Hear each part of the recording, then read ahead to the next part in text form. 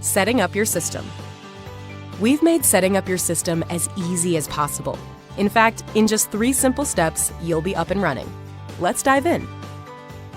Before you get started, you'll need to locate your existing internet service device. This will most likely be a modem or ONT, which should already be plugged into a power outlet. The first thing you'll want to do is plug your new system into a power outlet. Next, connect an Ethernet cable from a port labeled LAN on your existing internet service device to the port labeled WAN on your new system. Once done, your new system will begin to boot up. This may take a few minutes. When completed, the LED light bar on the system will be illuminated, letting you know that the internet connection has been established.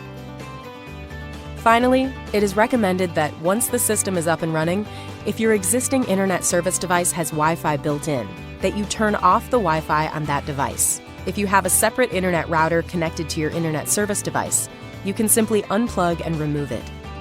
And just like that, you're ready to go. Thanks for watching.